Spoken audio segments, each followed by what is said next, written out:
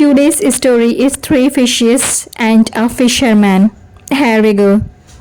A large pond has many fishes living in it. कहानी का नाम है 3 मछलियाँ और एक माहीगीर। एक तालाब में बहुत सी मछलियाँ रहती हैं।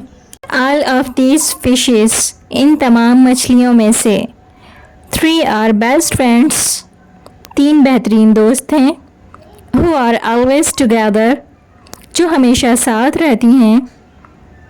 They never leave the side of each other, वो कभी एक दूसरे का साथ नहीं छोड़ती। One day, एक दिन, a fisherman comes to this pond, एक माहीगीर इस तालाब पर आता है।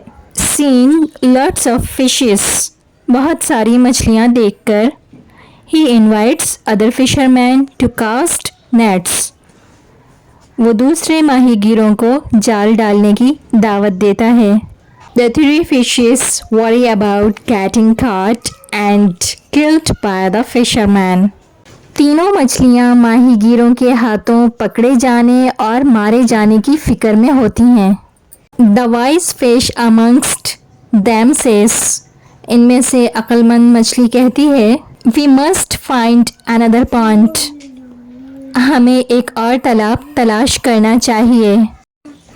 And quickly move from here, और जल्दी से यहाँ से चले जाना चाहिए। While one fish agrees, जबकि एक मछली राज़ी हो जाती है। The other one is reluctant, तो दूसरी हिचकिचा रही होती है। Reluctant के मीनिंग होते हैं नाराज़मंद होना, मतलब ये कि जो काम आप ना चाहते हुए बेदिली से करते हैं उसे रिलक्टेंट कहते हैं। As he feels that, क्योंकि उसे लगता है this pond is their home, कि ये तालाब उनका घर है। He says, वो कहती है, इसमें ट्रांसलेशन में तो मछलियों के बारे में फ़ीमेल के हिसाब से बात हो रही है, तो मैं फ़ीमेल के हिसाब से रिकॉर्डिंग कर रही हूँ, इसकी ट्रांसलेशन बता रही हूँ। He says, वो कहती है, we should not behave cowardly, हमें बुज़दिलाना रवैया नहीं रखना चाहिए। This pond is our home, ये तालाब हमारा घर है।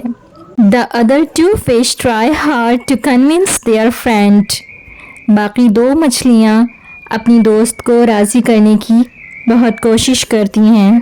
But they fail, लेकिन नाकाम रहती हैं। So they decide to part ways and leave in search of a new pond. इसलिए उन्होंने रास्ते जुदा करने और नए तालाब की तलाश में निकलने का फ़ैसला किया।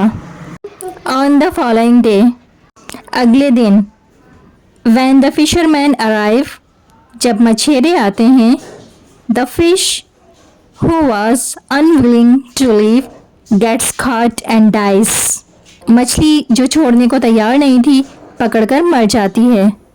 Moral: always look at the bigger picture and let go of temporary attachments in crisis situations. इस कहानी से हमें अखलाकी सबक ये मिलता है, हमेशा बड़ी तस्वीर को देखें और बहरानी हालात में आरजी अटैचमेंट को छोड़ दें। Thanks for watching. Please don't forget to like, subscribe and share. Stay connected, learn English with Sana Farhan. So long.